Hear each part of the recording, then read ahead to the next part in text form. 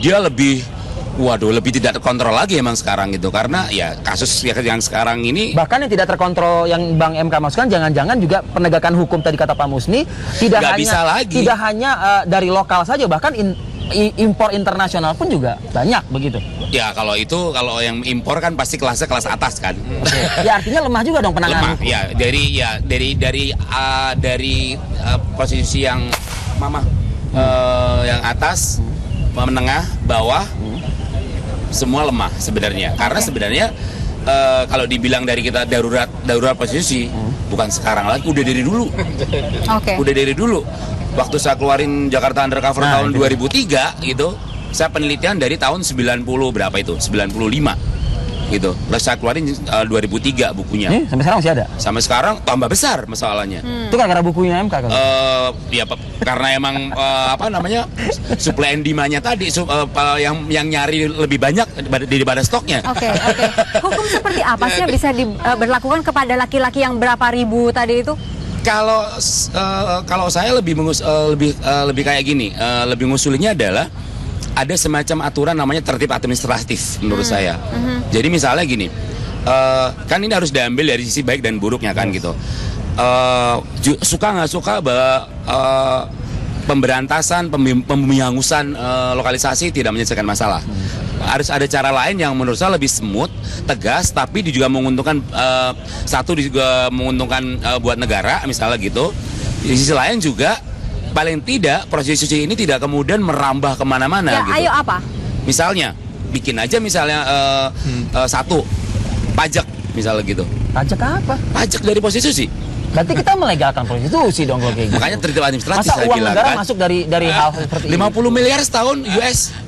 Itu yang saat ini menganga ya gitu. Sekarang bisnis suka nggak suka kan mengalami kenaikan setiap tahun kan gitu. Bang Seperti MK, itu. saya ingin tanya, laki-laki yang menggunakan PSK ini, hukum seperti apa yang bisa diberlakukan kepada mereka sehingga mereka ada efek jerak? Ya misalkan itu harus ada aturan mainnya kan. Asal nggak tahu, mungkin pasti ada hukuman penjara dan denda yang pasti. Penjara dan denda. Itu aja. Ya nggak ada lagi kan soalnya. Paling tidak untuk membumi hanguskan prostitusi dan yang ketiga adalah hukum sosial menurut saya. Sanksi sosial adalah misalnya dipajang di Monas misalnya gitu ya. Ini loh pelaku pelanggan prostitusi bisa yang ditangkap gitu. Di kawasan apalagi ini. Kalau dia kemudian sampai misalnya yang menjadi lahan garapannya adalah anak di bawah umur misalnya gitu. Sepakat Pak? Ya, jadi saya pikir ini kembali misalnya pentingnya penegakan hukum itu sendiri. Tapi hukum kita memang sangat lemah sekali. Jadi laki-laki hidung belang itu yang sangat banyak mencari mangsa-mangsa pelacur-pelacur itu sendiri bebas berkeliaran dan tidak ada hukuman mereka. Padahal sebenarnya karena memang hukum kita itu tidak menganggap itu sebagai zina, sebagai perbuatan pelacuran itu sendiri, kecuali mereka itu ketangkap dan lain sebagainya. Jadi ini sesungguhnya kita mesti kembalikan pada penegakan hukum yang sangat prosesnya itu harus kuat. Kemudian saya setuju tadi mesti ada yang namanya hukum sosial. Hukum sosial itu orang-orang yang tertangkap itu selain dihukum berat juga diumumkan, dipajang lah bersama. Tertangkap yang nggak tertangkap lagi, tapi kemudian orang akan malu kan, hati-hati kan, tidak mau melakukannya. Dan rata-rata yang melakukan itu tidak hanya yang muda-muda, tapi mereka itu sudah berkeluarga, sudah punya anak dan sebagainya. Ya, inilah caranya selain melakukan memberi hukuman yang berat, juga ada hukum sosial. Tetapi untuk mencegah ini tidak cukup hanya polisi, mesti rakyat ikut terlibat di sini. Tapi adakah undang-undangnya? Justru kalau rakyat mengumumkan, dia akan dikatakan mencemarkan nama baik. Justru dia ada tersalah. Rakyat di sini belum terlibat? Tidak terlibat di sini karena memang hukum. Kalau rakyat sudah terlibat, artinya tetangga di apartemen itu aja bisa ngamuk juga. Atau pengelola apartemen yang jadi di sinilah pentingnya ada undang-undang, ada hukum yang memberi keterlibatan masyarakat untuk mengawasi berlakunya ini. Sekarang yang mengawasi istri-istri kita saja. Istri kau pergi kemana? Tapi laki-laki kan banyak akalnya gitu ini ya. Sementara masyarakat abai di sini. Saya nggak bisa kesana lagi. Dan inilah hambatan. Jadi selain tadi yang sebutkan tadi ini, kenapa masih banyak perempuan-perempuan yang mau merelakan dirinya untuk menjadi pelacur. Ini ada faktor pendidikan di dalam keluarga, di dalam sekolah. Jadi guru-guru itu kan banyak menuntut sekarang harus ada pendidikan akhlak, harus penambahan pendidikan agama. Menurut saya yang paling penting itu semua guru harus terlibat mencerahkan, menyadarkan murid-muridnya dengan mengambil contoh kasus misalnya.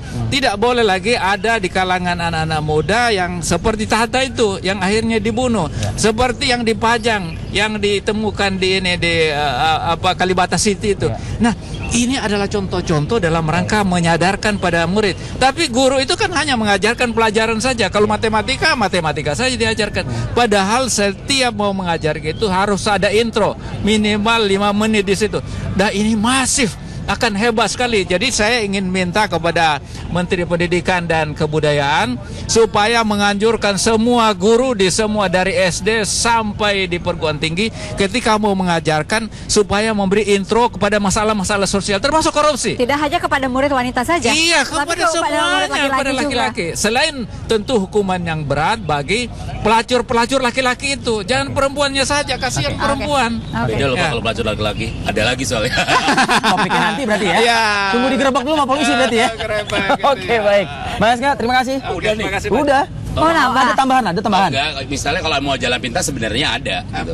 Kita kaya. Maksudnya ekonominya harus bagus, lapangan pekerjaan banyak. Itu tadi permasalahan ekonomi tadi. Iya, kalau mau jalan pintas ya gitu. Tapi karena bisa sembuh, Pak. Bisa Intinya sembuh, pendidikan seluruh masyarakat itu harus mempendidikan yang baik, harus mempunyai kepakaran, dan saya kira jangan banyak-banyak anak. Cukup 2 saja. Bisa ya tapi ya?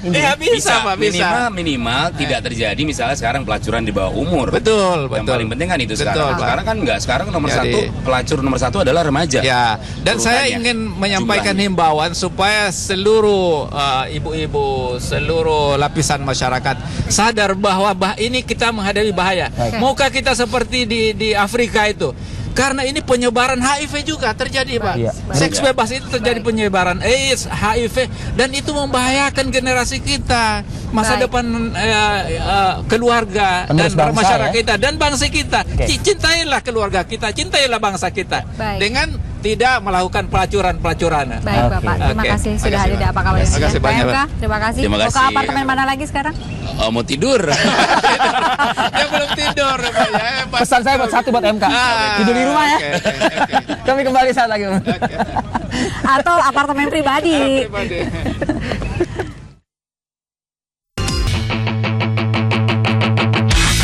Apa yang Anda ketahui tentang nasionalisme? Lantas bagaimana jika nasionalisme itu ada dalam lagu atau musik? Kan kita tahu Indonesia Raya kita, ya, dan banyak Maju Tak Gentar, banyak lagu-lagu lain sebagainya. Tidak ada salahnya kalau muncul lagu-lagu baru ya dengan jenis musik yang sekarang sedang tren, tetapi isinya tetap berisi tentang bagaimana semangat nasionalisme itu hadir. Tanda Pancasila, akulah pendukungmu. Patriot proklamasi, sedia berkorban untukmu. Pancasila dasar negara, rakyat adil makmur sentosa. Lagu-lagu yang berisikan ajakan atau berisikan satu tema tentang kecintaan kita terhadap tanah air kita, gitu, macam-macam. Boleh soal iramanya, mengikuti irama-irama yang seperti apa sih sah-sah aja ya. Tapi artinya liriknya itu yang saya maksudkan. Di Indonesia, pasang surut nasionalisme dalam lagu terjadi sejak negara ini belum terbentuk hingga sekarang. Semuanya akan kami ulas dalam program Ensiklo TV, ensiklopedia ala televisi. Ayo maju, ayo maju, ayo maju, ayo maju. Bagi Anda yang concern terhadap seni di negeri ini, salah satunya adalah lagu, begitu. Nah, jangan lewatkan ya program Ensiklo TV yang akan hadir pada pukul 8.30 nanti. Dan saya di sini sudah bersama dengan beberapa pihak yang concern memikirkan nasib sepak bola, begitu ya. Masih pentingkah sepak bola di Indonesia? Nah, ini pertanyaan yang hati-hati nih. Saya akan coba tanyakan itu kepada Mas Yusuf Kurniawan dan juga pelaku sepak bola di tanah air begitu ya. Saya menyebutnya sebagai pengurus ya Pak ya dari Persiba Balikpapan. Baik, yang saat ini terkatung-katung nasib Anda begitu? Dengan menggunakan mic mungkin? Benar sekali itu. Terkatung-katung. Sangat Jadwal terakhir pertandingan kapan seharusnya? Semestinya kalau kemarin itu tanggal 26 itu Persiba itu akan melaksanakan pertandingan dengan Persebaya. Oke. Di mana Pak? Di Surabaya. Dan 29 nanti itu dengan Persegres. Sangat disayangkan karena surat yang keluar oleh Menpora itu dihentikan semua kegiatan. Polisi tidak memberikan izin. Dan polisi tidak memberikan izin. Ini sangat disayangkan. Nasibnya kemana ini Bang Yusuf? Dan apalagi kalau kita lihat ke belakang, backgroundnya sudah jelas ini tulisan 3 huruf ini PSSI begitu. Saya ngeri aja kalau misalnya gedung megah ini akan jadi rumah hantu begitu ya. Kalau misalnya surat pembukuan ini masih tertahan lama sekali begitu oleh Menteri. Kita lihat kabar berikut ini terlebih dahulu.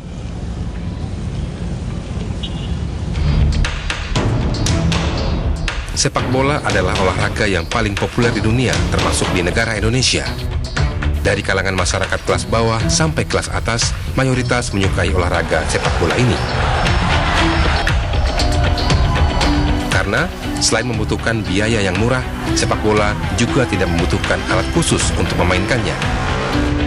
Namun sayangnya, di tengah kecintaan masyarakat Indonesia terhadap sepak bola, muncul kebijakan pemerintah yang justru membelenggu kemajuan persepakbolaan nasional. Menpora membekukan PSSI sebagai wadah sepak bola nasional. Padahal, klub-klub sepak bola yang bermain dalam liga dan kompetisi di Indonesia semua bernaung dan di bawah pembinaan PSSI. Dampak dari pembekuan PSSI ini bukan hanya pada persepakbolaan di dalam negeri saja, tetapi juga pada kiprah timnas Indonesia di kancah internasional. Bukan tidak mungkin, FIFA sebagai wadah sepak bola dunia juga akan melarang timnas kita untuk ikut bertanding di kancah dunia, karena wadah sepak bola nasional PSSI telah dibekukan.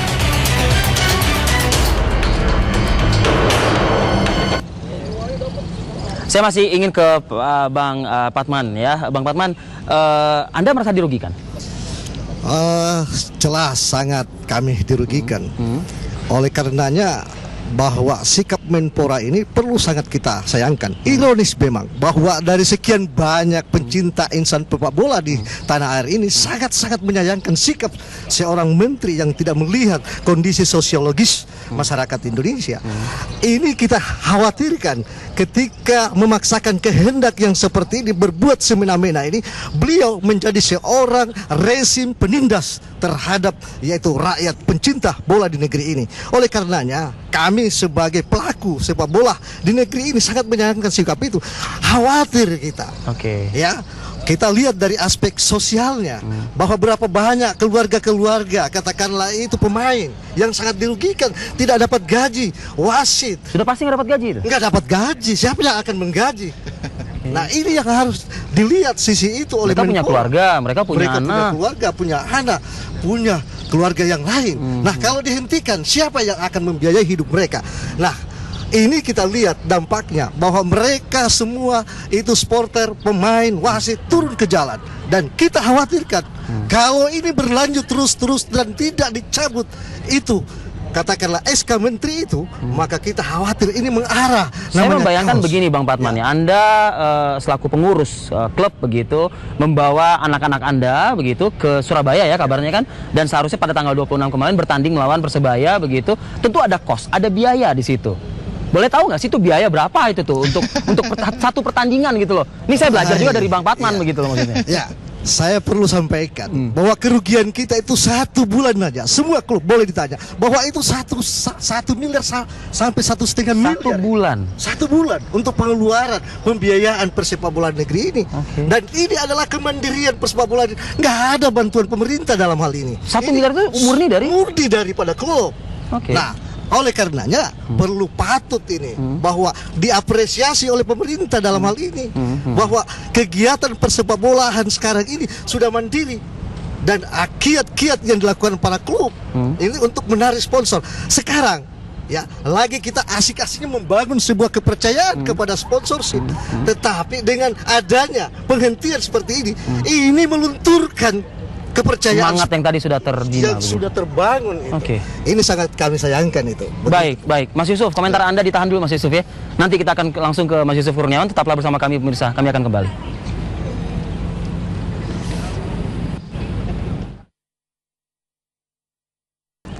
Ya, Mas Yusuf, kalau kita mendengar apa yang disampaikan oleh Bang Patman tadi dari Balikpapan, agak maju mungkin Bang Patman.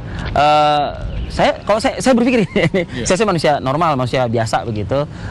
Kalau saya pemegang pucuk kepemimpinan di negeri ini ya sebagai menteri gitu, saya langsung tarik itu surat. Karena lebih banyak mudaratnya ketimbang manfaatnya begitulah ibaratnya. Iya, saya setuju ya. Ini udara sejuk banget ya. Ini tapi kantor belakang sejuk udara, tapi tidak seperti yang dibayangkan. Justru yang ada adalah panas sekarang kan, antara stakeholder sepak bola, klub, kemudian pemerintah. Saya hanya sebagai penggemar sepak bola menyayangkan apakah pemerintah tidak mempertimbangkan efek sosial yang terjadi ya. Kalau kita lihat kemarin di Malang sudah terjadi demonstrasi turun ke jalan teatrikal ya, karena mereka tentu tidak puas ya klub kebanggaan mereka kemudian diembargo. Kemudian yang saya dengar juga Jackmania juga membuat ultimatum hari ini kalau misalnya tidak ada penyelesaian dari Menpora, mereka juga akan turun ke jalanan. Ini kan efek spiral yang saya kira mungkin tidak diprediksi sebelumnya ya, bahwa semua masyarakat penikmat sepak bola itu marah. Mereka tidak mau tahu ini siapa benar siapa salah. Buat mereka ketika tempat mereka mengekspresikan emosi mereka, kemudian tekanan-tekanan hidup mereka, mengadu skill mereka, kemudian dihambat, mereka tidak tahu lagi mau kemana. Ya akhirnya nanti yang khawatirkan ada saluran-saluran lain yang bisa. Itu yang kita hindari. Iya, kriminalitas, kekerasan. Inilah saya kira harus dipikirkan. Apakah sudah dipikirkan sebelum Menpora mengeluarkan keputusan itu? Itu yang saya kok agak ragu ya, kurang matang, kurang dewasa gitu. Padahal kan ini persoalannya kan cuma karena 2 klub ya. Kenapa sih nggak dibicarakan? Posisi kantornya juga dekat, PSSI di Senayan, Menpora jadi di Gedung Karsa kan, tinggal ketemu bareng maunya seperti apa gitu. Saya khawatir karena saat ini PSSI juga sudah memberikan report secara reguler tentang perkembangan sepak bola kita ke FIFA. Memang belum ada respon, tapi kalau lama-lama FIFA melihat tidak ada perbaikan, tidak ada arah-arah untuk rekonsiliasi, bukan tidak mungkin ultimatum akan turun. Kalau kita sampai di ban, Pak, ini eksesnya. Kita kemarin lihat bagaimana misalnya ya Andik Firmansyah di Malaysia, sedang berbunga-bunga sekarang, produktif. Begitu di ban, dia harus pulang. Iya, nggak bisa di Malaysia lagi. Semua akses sepak bola. Dia akan main di jalan mana gitu lah mungkin nanti ya. Gitu. Nah inilah yang saya kira harus dipikirkan betul. Masyarakat nggak mau tahu PSSI benar atau salah, Menpora benar atau salah. Yang mereka tahu, mereka punya tempat hiburan karena sepak bola itu kan epicentrum perhatian masyarakat. Itu disekat. Ini yang buat mereka jadi marah gitu. Kalau solusi dari Mas Yusuf seperti apa, Mas Yusuf? Kita sering mendengar solusi yang disampaikan oleh pencinta bola seperti Mas Yusuf dan kawan-kawan itu ya, duduk bersama ya kan, kumpul bersama begitu. Atau mungkin ada satu hal yang konkret lagi apa gitu misalnya, agar kantor PSSI ini tidak sepi dan tidak seperti kayak rumah hantu seperti belakang kita ini gitu loh. Saya kira kembali kepada masing-masing pemangku kepentingan, turunkan ego, kedepankan kepentingan nasional. Itu yang harus kesadaran yang harus dimunculkannya. Kalau masih tetap kuat-kuatan seperti sekarang, saya kira deadlock. Kalau udah deadlock, korbannya kita harus tahu sendiri kan. Justru tadi sempat dikatakan pemain, pelaku sepak bola, pelatih, wasit dan seterusnya. Bahkan industri-industri kecil ya yang biasa ikut menikmati ya sepak bola dengan mereka berdagang segala macam, itu juga jadi sulit gitu loh. Ini yang karena menurut saya tidak ada solusi lain kecuali kesadaran dari masing-masing pemangku kepentingan. Kalau saya Presiden Jokowi ya, mudah-mudahan Pak Presiden dengar gitu. Ini jeritan dari masyarakat loh, bahwa sepak bola ini bukan sekedar 11 lawan 11, Pak. Ini mencakup semua banyak aspek kehidupan di sini. Dan sepak bola itu kita harus akui di berbagai daerah itu juga ikut memutar ekonomi rakyat kecil dan juga ikut meredakan eskalasi kekerasan kriminalitas di daerah. Ini juga harus dipertimbangkan, jangan cuman dihentikan tapi tidak diberikan solusi gitu loh. Sekarang Menpora mau buat tim transisi, eksekusinya mana? Kan sepertinya lambat sekali ya. Dan sementara klub ini kan sudah running, sudah berapa kos mereka keluarkan. Ini yang saya sayangkan sekali gitu. Bang Patman, satu hal lagi Bang, apakah sejauh ini begitu ya, anak-anak yang berada di Persiba Balikpapan saat ini itu sudah mulai merasakan gitu loh, terutama kemarin ya yang tidak jadi bertanding begitu, tapi posisi sudah di Surabaya tentunya kan. Nah ini sudah ada komentar celoteh, keluh kesah atau apa begitu mungkin? Saya kira bahwasanya seluruh masyarakat pencinta bola negeri ini merasakan dampaknya, apalagi pemain yang sekarang sudah bertolak ke Surabaya dan berdomisili saat ini. Jadi ngapain sekarang di Surabaya? Mentalnya mereka itu sangat terganggu. Ini yang harus dilihat. Nah, ngapain mereka kemarin itu main bola dengan Mike ke jalan. Nah, mereka melampiaskan kekecewaan mereka itu. Kenapa pemerintah melakukan pembiaran untuk menghentikan seperti ini? Mestinya ya presiden yang dipilih oleh seluruh rakyat itu Jokowi turun tangan untuk mengantisipasi situasi kondisi yang seperti turun itu. Tangan dalam artian menegur begitu. Menegur Menpora yang berlaku semena-mena sebagai rezim yang tidak mau mendengarkan aspirasi. Tapi kalau menurut presidennya, dianggap menteri sudah bekerja, ini bagian dari pekerjaan menteri gitu. Inilah yang keliru saya anggap, bahwa kalau itu penilaian yang seperti itu mestinya dilihat secara makro. Dengan Mike, Bang. Mestinya dilihat secara makro komprehensif bahwa bagaimana dampak secara sosial, ekonomi, politik dan yaitu keamanan.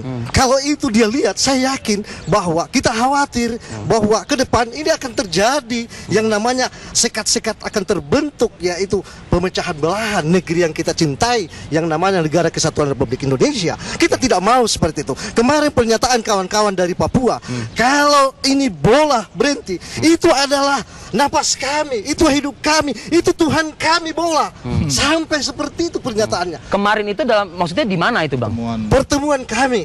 Oh, jadi ada pertemuan kemarin? Pertemuan kami di PSSI itu 18 klub untuk menghadap hari ini ke Menpora, menyampaikan bahwa pukul berapa hari ini menghadap? Insya Allah diterima Menpora berdasarkan undangannya itu siang nanti tanggal jam 3. Jam 3. Sudah ada itikat baik dari Menpora ingin duduk bersama dengan pengurus klub? Ya, mudah-mudahan seperti itu. Beliau langsung yang akan duduk untuk menerima keluhan-keluhan kami. 18 klub ini solid, harga mati, bahwa sepak bola ini menurut kami ini adalah sudah clear. Tidak ada lagi persoalan melalui kongres. Kalau mau ada masalah, selesaikan lewat kongres. Itu aturan main. Selesaikan lewat kongres tadi, Mas Yusuf, begitu. Kita coba nanti ulas lagi di segmen berikutnya ya. Kita masih bersama dengan Mas Yusuf dan juga Bang Patman, pengurus Persiba Balikpapan. Tetaplah bersama kami di Apa Kabar Indonesia, pemirsa. Sebagian masyarakat tidak mengenal seorang Patman gitu. Tapi mereka melalui Bang Patman dan rekan-rekan inilah kemudian sepak bola tanah air ini bisa berkembang seperti itu ya. Bahkan tadi sudah dikatakan mandiri ya, Bang Patman ya.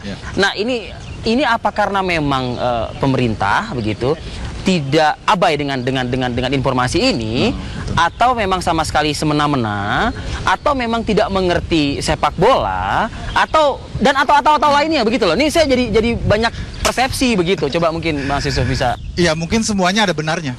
Yang atau itu ada benarnya semua ya. Pertama, kita harus di sepak bola ya jangan membuat keputusan. Bahkan ada komentar dari Kemenpora mengatakan tidak semua orang harus mengerti sepak bola untuk mengurus sepak bola. Itu kan pernyataan yang berbahaya. Itu salah benar? Iya, itu salah jelas. Salah ada jelas. Tentu harus mengerti sepak bola. Bagaimana Anda bisa mengurus negara kalau Anda tidak tahu rakyat Anda, kan gitu.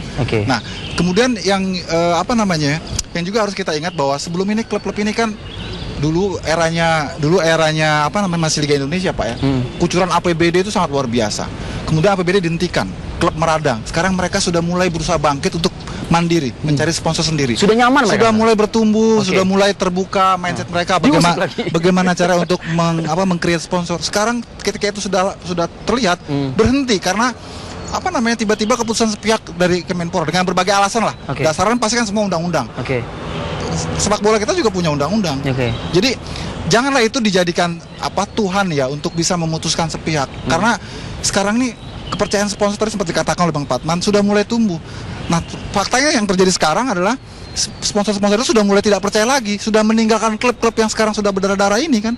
Betul nggak Bang Patman kan? Ini jadi sekarang kita mengerti Rivi, banyak produsen-produsen perusahaan-perusahaan besar di negara kita justru malah mensponsori klub-klub asing. Sayang Madrid, ya. Chelsea, kemudian City dan seterusnya. Ternyata memang iklim di Indonesia sendiri sepak bola tidak mengarah ke industri karena faktor-faktor X seperti inilah yang membuat mereka tidak pasti, kan sulit kalau seperti ini. Mungkin ini karena salah satunya juga dikarenakan saya membayangkan gini, seorang menteri ya Pak Imam Nahrawi tentunya kan baru menjabat begitu, dan kalau bicara soal track record beliau di dunia sepak bola ada mungkin, tapi masih segelintir lah, mungkin bisa dikatakan seperti itu begitu. Nah, apakah mungkin salah mendengar masukan atau kita kan ketahui kan banyak di sekeliling menteri begitu, ada tim transisi, ada Badan Olahraga Profesional Indonesia juga, ada tim 9 juga. Ada tim 9 juga. Nah, ini mungkinkah dari pihak-pihak ini begitu? Iya, pasti Menpora tidak berdiri sendiri ya. Dia mengeluarkan standing point, tentu ada rujukannya dan saya kira tim yang bekerja di belakang inilah yang banyak memberikan referensi kepada seorang Menpora Imam Nahrawi, karena setahu saya Pak Imam ini bukan pencinta sepak bola dalam pengertian seperti penggemar sepak bola ya, yang main sepak bola, datang ke stadion nonton. Tapi saya yakin Pak Imam ngerti bola lah mungkin. Ya, kalau sebagai penikmat saja semua juga bisa seperti itu kan. Ini yang mungkin juga ikut mendasari dia membuat banyak tim untuk berikan referensi. Nah, yang kita sayangkan bersama sepertinya referensinya tidak utuh, sehingga keputusannya dilakukan secara sepotong-sepotong dan terkesan ekstrim. Ini yang saya kira cukup memilukan ya stakeholder sepak bola. Kalau mau memikirkan nasib ke depannya sepak bola harus lebih baik, lebih bagus lagi, seharusnya yang dirangkul untuk memberikan input adalah PSSI begitu ya seharusnya ya. Oke, tapi nggak tahu nih PSSI jadi kosong nih. Lagi-lagi kosong PSSI. Gedungnya megah dan baru ya. Luar biasa sebenarnya. Ini sedih kita. Ada sejarah dengan gedung ini? Wah, luar biasa sedih ya ini. Kita tentu melihat bahwasanya gedung ini sangat bersejarah buat insan persepak bola Indonesia.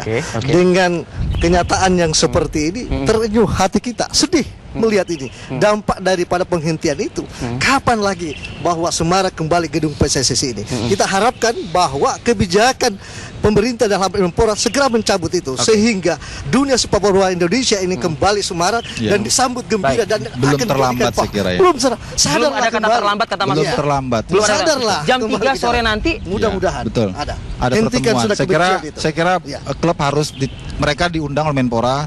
Seharusnya juga Menpora yang menerima secara langsung. Kalau diwakili mereka lagi. Pelaku soalnya ya. Kalau jangan lagi diwakili karena nanti akan ada distorsi informasi. Itu yang saya kira harus dihormati dari klub-klub, karena mereka jauh-jauh loh dari Sabang sampai Merauke ya. Mereka datang ke sini, mereka ingin menyalurkan aspirasi mereka stakeholder olahraga, mereka harus diterima juga oleh pimpinan tertinggi dari stakeholder olahraga. Harus gentleman lah Menpora menemui kami baik, klub dari Sabang sampai 18 ini. Mana aja Bang? Persiba, Balikpapan? Persiba, Persipura, Persegres, PSM, PSJ Borneo, Samarinda. Terus 18 klub semua hadir. Sudah berada di Jakarta saat ini.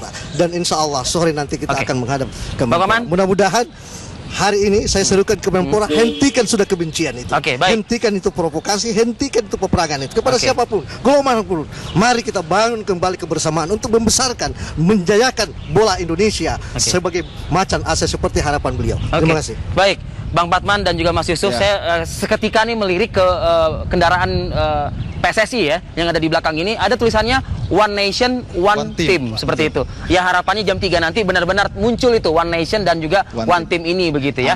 Mas Yusuf terima kasih, juga Bang Patman terima kasih. Salam buat rekan-rekan yang 18 klub tadi begitu. Kita akan evaluasi lagi esok hari mungkin apa dampak ataupun juga hasil dari pertemuan. Kami akan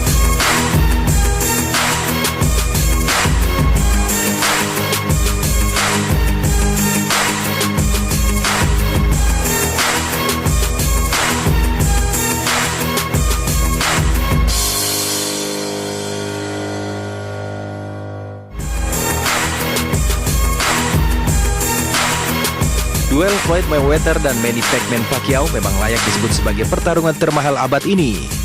Tidak hanya mempertemukan dua petinju paling tersohor sejagat, kedua petinju ini juga tercatat sebagai olahragawan dengan bayaran termahal di peringkat pertama dan kedua versi Forbes. Laga yang akan dilaksanakan di Las Vegas, Amerika Serikat 2 Mei 2015 mendatang membuat Mayweather dan Pacquiao mengantongi bayaran termahal sepanjang karir tinjunya. Forbes memperkirakan Mayweather akan menerima bayaran 150 juta dolar Amerika Serikat atau sekitar 1,95 triliun rupiah. Sementara Pacquiao akan memperoleh tambahan dana 100 juta dolar Amerika Serikat atau setara 1,3 triliun rupiah. Nilai hadiah ini dihitung berdasarkan penjualan hak siar televisi berbayar atau pay-per-view yang dibanderol seharga 100 dolar Amerika atau 1,3 juta rupiah. Pundi-pundi uang kedua petinju masih akan bertambah dari penjualan tiket. Untuk pertandingan kali ini, pihak penyelenggara mematok harga tiket sangat fantastis. Harga tiket resmi yang sudah dijual mulai pekan ini berkisar $1.500 atau sekitar 20 juta rupiah hingga $10.000 atau 130 juta rupiah. Dan bagi yang ingin menyaksikan pertandingan lebih dekat di sisi ring, penonton harus merogoh kocek $250.000 Amerika Serikat atau setara 3,2 miliar rupiah. Tak hanya sampai di situ, pertarungan dua petinju yang tengah menjadi sorotan ini juga ikut melambungkan harga sewa hotel di Las Vegas. Hotel MGM Grand, tempat pertarungan dilangsungkan, menaikkan tarif sewa kamar hingga 4 kali lipat, dari kisaran 2,5 juta rupiah menjadi hampir 10 juta rupiah per malam. Maka tidak heran jika duel Mayweather dan Pacquiao menjadi pertarungan tinju terhebat dan sekaligus termahal abad ini.